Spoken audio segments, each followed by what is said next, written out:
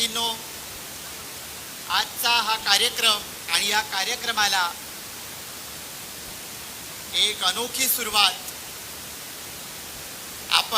आपणा सर्वांचे प्रेरणास्थान व आपणा सर्वांचे आदर्श असलेले व भारतीय संविधानाचे जनक व इथल्या प्रत्येक नागरिकाला सन्मानाने ज्यांनी 395 कलमी मानवमुक्तीचा जाहीरनामा दिला अशा डॉक्टर बाबासाहेब आंबेडकरांच्या प्रतिमेस माल्यार्पण व दीपप्रज्वलनाने झाला आहे.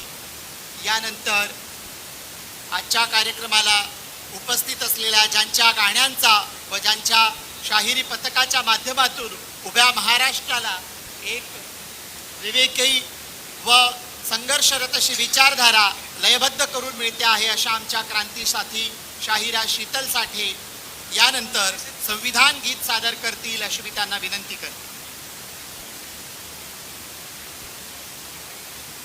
मी सर्व व्हॉलेंटियर साथींना विनंती करते की त्यांनी विचारमंचावरून खाली जावं.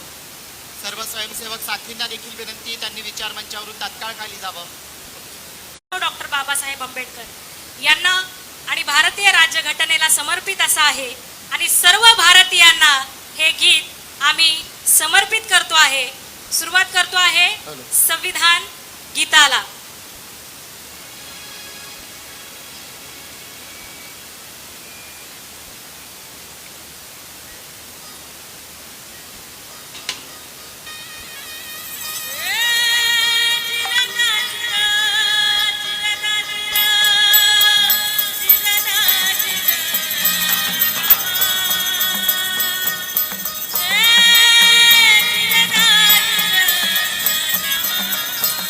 माझ्या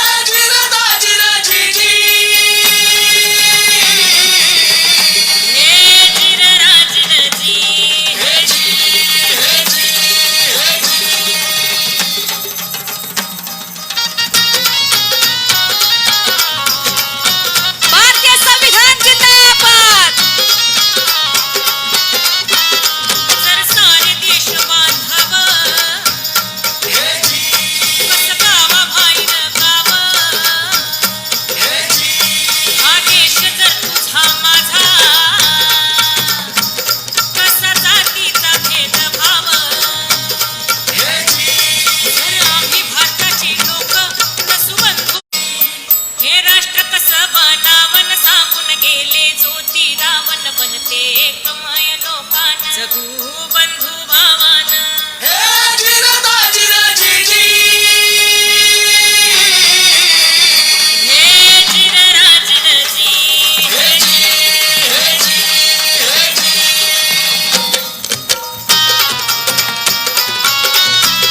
हा लेझिम खेळतायत महिला. इंग्रज सोडून हे जी, जाता जाता गेले फोडून.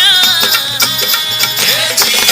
जंगलीच पेटवून रान भी आपसात घेतलं सोडून.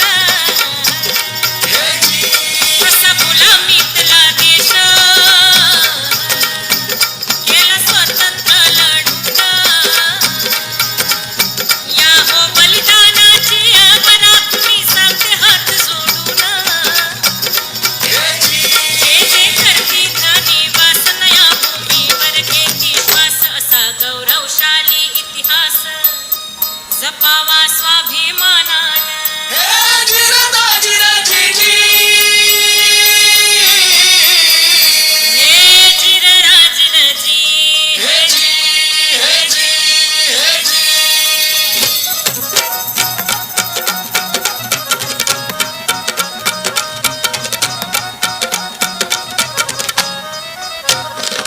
देशात दुसरा एक देश जातीचा पांघरून वेश.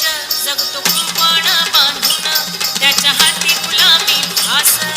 जातीचा देश हा बेसूर बाईचा अडवून तार अन कोंडून मारतो ग फार.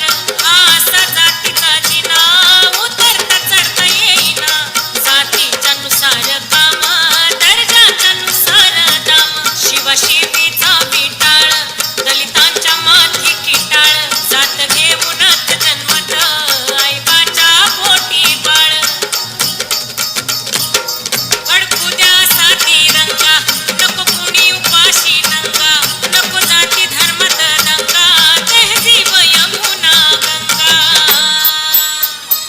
जात मेली घराघरात तर जन्मा येईल भारतन तोडा जातीच बंधन. जगावं घडावं हा जगावं संविधानानं. जगावं संविधानानं, जगावं संविधानानं, जगावं संविधानानं, जगावं संविधानानं, जगावं संविधानानं. भारतीय संविधानाचा श्रद्धेय डॉक्टर बाळासाहेब आंबेडकरांचा. डॉक्टर बाबासाहेब आंबेडकरांचा. धन्यवाद. धन्यवाद. क्रांती साथी शाहीर शीतल साठे व सचिन माळी व त्यांच्या पूर्ण टीमचे मी आभार व्यक्त करते. त्यांनी ज्या संविधान गीताच्या माध्यमातून अगदी आसे तू हिमाचल आणि त्यातली माणसं आणि त्यात संविधानाने दिलेली आम्हाला हक्क आणि अधिकारांची जाणीव याविषयी ज्या लयबद्ध पद्धतीने आपल्यापर्यंत पोहोचवलं तर मी त्यांचे आभार व्यक्त करते. सूत्रसंचालन करत असताना एक दुसरी जबाबदारी माझ्यावर आहे. समीबाई, या गाण्याचं सर्व उद्घाटन झालं असं मी त्या ठिकाणी जाहीर करतो.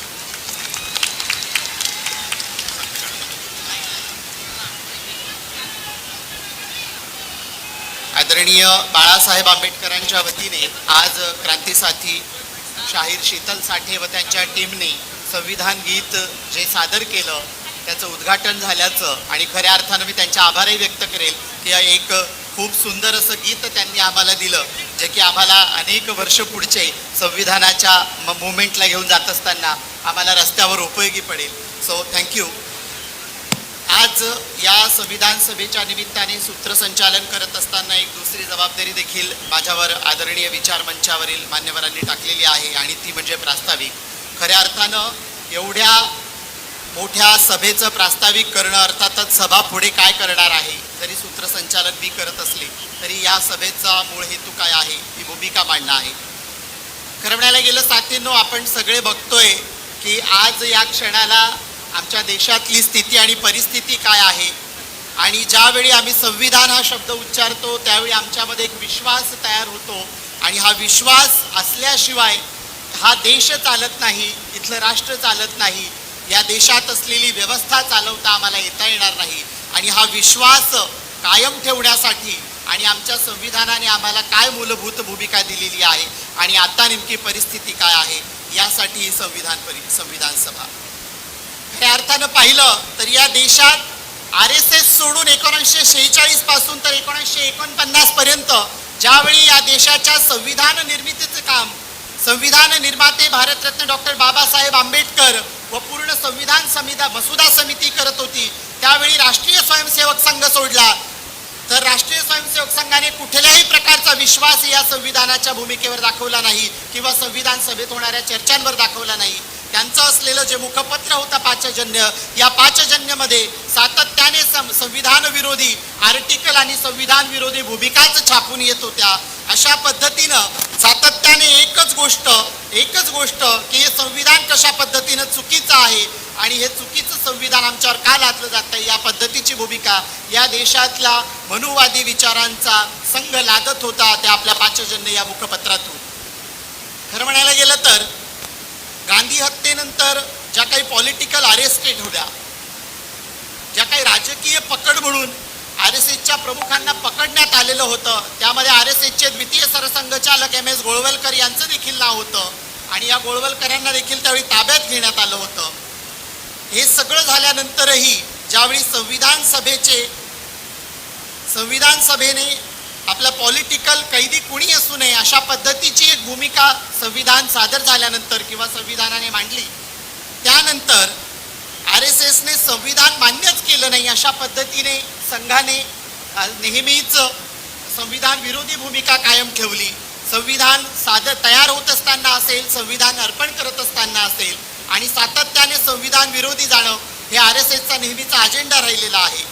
याच वेळी ज्यावेळी सरदार वल्लभभाई पटेल यांनी गांधी हत्येच्या षडयंत्रामध्ये ज्यावेळी पॉलिटिकल अरेस्ट RSSच्या प्रमुखांना झाली होती आणि या सगळ्या कटामधून बाहेर सुटत ज्यावेळी यांच्याकडून लिखित स्वरूपामध्ये लिहून घेण्यात आलं होतं आणि हे लिहून घेण्यात आलं होतं त्यामध्ये अशोक चक्र आणि तिरंगा झेंडा हाच या देशाचा झेंडा असेल अशा पद्धतीची भूमिका सरदार वल्लभभाई पटेलांनी लिहून घेतली होती RSS आणि RSSच्या प्रमुखांकडून.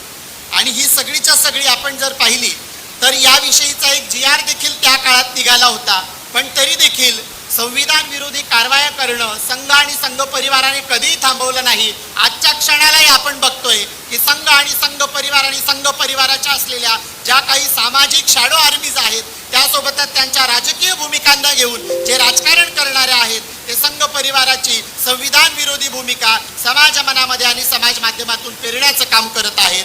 आणि याच RSSला आणि याच संविधान विरोधी भूमिका घेणाऱ्या लोकांना जाब विचारण्यासाठी 2024 मध्ये संविधान बदलायचे या संदर्भातला जो काही RSSचा लढा चालू आहे या विरोधात एक ठाम भूमिका घेत की आमचं संविधान हा आमच्या हिताचा आणि इथल्या प्रत्येक मनुष्य मात्राच्या अधिकाराचा आणि इथल्या प्रत्येक त्या घटकाचा हक्क कायम ठेवणारी भूमिका आहे. याविषयीची भूमिका घेण्यासाठी आजच्या या संविधान सभेचं आपण सगळेच्या सगळे एकत्रित आलेलो आहोत. 2024च्या निवडणुकांमध्ये हा कळीचा मुद्दा असणार आहे आणि या कळीच्या मुद्द्याला आपण सगळेच्या सगळे इथे उपस्थित असलेला प्रत्येक संविधान रक्षक सैनिक आजच्या सभेमध्ये आहे जो संविधानाच्या भूमिकेला घेऊन काम करतो, संविधानाला टिकवण्यासाठी आणि संविधानाने दिलेली मूल्य व्यवस्था कायम राहण्यासाठी अगदी आपल्या गावगाड्यापासून लढतो. तर त्या अनुषंगाने आपण सगळेच्या सगळे आज इथे एकत्र आलेलो आहोत. आजच्या क्षणाला असलेली जी काही सिस्टीम आहे त्या सिस्टीममध्ये आपण बघू शकतो की मराठा, OBC, आदिवासी, धनगर आरक्षणाच्या नावाने ज्या काही लढाया लढवल्या जात आहेत या सगळ्या पार्श्वभूमीवर आपल्याला विचार करणं ही काळाची गरज आहे. आणि हे आपल्याला जर समजून घ्यायचं असेल आणि आम्हाला आमचा हक्क आणि अधिकार कायम ठेवायचा असेल तर आम्हाला संविधानाचा आवाज अधिकाधिक बुलंद करावा लागेल. आणि होय, आम्ही संविधानवादी आहोत ही आमची ओळख आहे हे आम्हाला अगदी ठासून सांगावं लागेल. आणि आम्हाला ज्यांच्याशी लढायचं आहे त्यांच्याशी लढत असताना आम्हाला संविधान हीच आमची ढाल आणि संविधानकर्त्याने दिलेला प्रत्येक शब्द हेच आमचं शस्त्र आणि अस्त्र आहे या भूमिकेसहित आपल्याला पुढे जावं लागेल. याच भूमिकेसोबत थांबते आणि हे प्रास्ताविक संपवते. सर्व मान्यवरांचे आणि आपल्या सर्वांचे आभार व्यक्त करते आणि पुन्हा एकदा माझ्या सूत्रसंचालक या भूमिकेत येते. यानंतर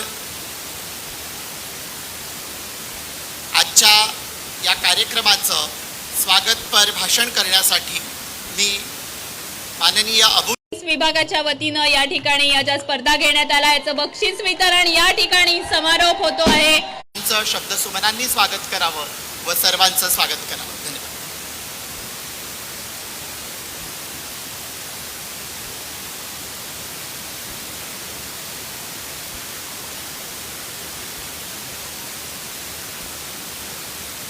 जय हिंद, जय मा. आणि ह्यानंतर वेळ आहे ती मान्यवरांच्या मनोगताची. मी मान्यवरांना विनंती करते त्यांनी पुन्हा एकदा मंचावरती यावं. सगळ्या हमारे दिलरजी बेनाक लीडर वंचित बहुजन आघाड़ी के राष्ट्रीय नेता श्री प्रकाश बाला साहब अम्बेडकर साहब, महाराष्ट्र की अध्यक्ष रेखा 34व्या नाशिक परिक्षेत्र पोलीस क्रीडा स्पर्धाच्या निमित्तानं महाराष्ट्र प्रदेश के अध्यक्ष नाना पटोले साहब और हमारे मंच पे उपस्थित हमारे पक्ष के नेता और सामने बैठे हुए साथियों, भाइयों बहनों, आदाब और जय भीम. मैं आप लोग का आयुषजी प्रसाद साहेब, त्याचप्रमाणे धुळे, नंदुरबार कि आप लोग हमारे और साहब के कहने पे जो 25 नवंबर को संविधान दिवस मनाने का प्रोग्राम तय हुआ था, उसमें शिरकत किए. उस चीज के लिए मैं तहे दिल से आप लोग का शुक्रगुजार हूं. पद्धतीच्या स्पर्धेच्या आयोजनानंतर एका बक्षीस वितरणाच्या कार्यक्रमाला उपस्थित राहू शकलो.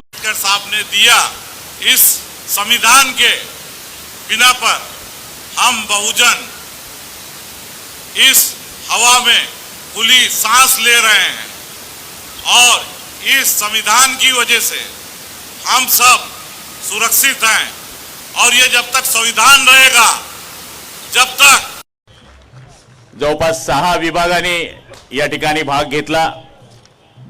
कोण पहिला आला, कोण लगी हुई है इस संविधान में तब्दीली करने के लिए. हम जान दे देंगे लेकिन संविधान में आंच नहीं आने देंगे. वंचित का हर सिपाही. पण काही लोकांना नाही मिळालं असलं तरी आमच्या सारख्याकडे आपण बघायला पाहिजे. आम्ही कधी जान रहेगी, संविधान की सुरक्षा करता रहेगा, उसके लिए वो अपनी जान कुर्बान कर देगा, लेकिन संविधान पे आंच नहीं आने देगा. आप लोग को अच्छी तरीके से मालूम है कि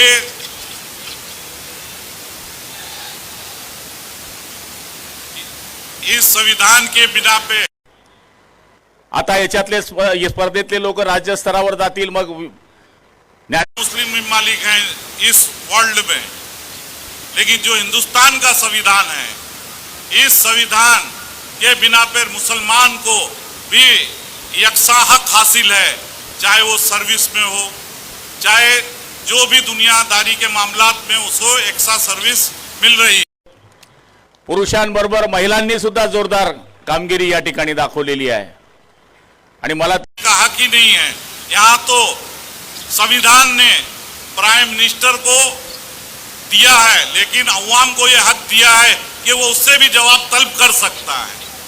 ये हमारे संविधान की ताकत है कि एक चाय वाला भी प्राइम मिनिस्टर बन सकता है.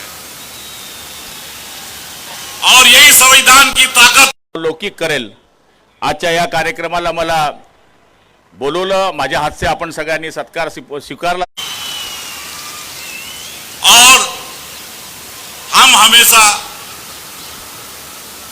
वंचित बहुजन आघाड़ी मजलूमों के साथ है और जालिमों की मजम्मत करता है.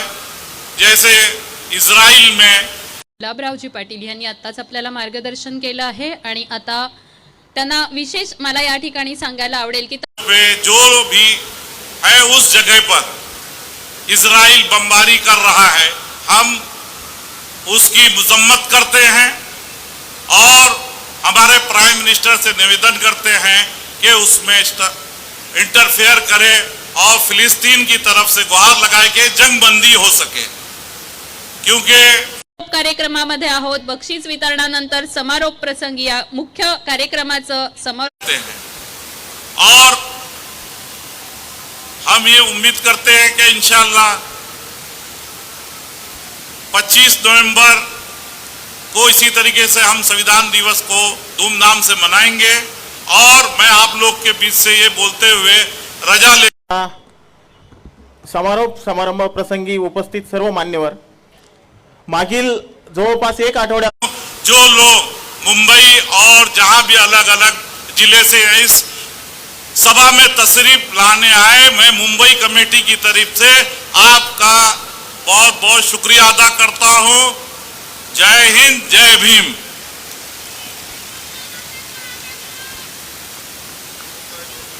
खूप खूप धन्यवाद. या स्पर्धांच्या समारोप प्रसंगी आपलं मनोबल वाढवण्यासाठी, आपल्याला मार्गदर्शन करण्यासाठी आणि त्यात विशेष करून तुम्ही उल्लेखाने म्हणालात की आमच्या मुस्लिम बांधवांसाठी देखील त्याच पद्धतीच्या तरतुदी भारतीय संविधानाने केलेल्या आहेत, ज्या इथल्या प्रत्येक नागरिकासाठी आहेत. नक्कीच संविधानाने दिलेल्या बुलंद आवाजासहित आपण सगळेच्या सगळे आपल्या हक्क अधिकारांचा हा लढा कायम ठेवू आणि कायम सोबतीने राहू. यानंतर मी आम्हा वंचित बहुजन युवक आघाडी नाशिक शहर पोलीस आयुक्तालय या सर्वांतर्फे, सर्व खेळाडू, सर्व पोलीस अधिकारी यांच्यातर्फे मी बजावत असतात आणि वंचितच्या स्टेजवरून त्यांचा आवाज हा अतिशय प्रखरपणे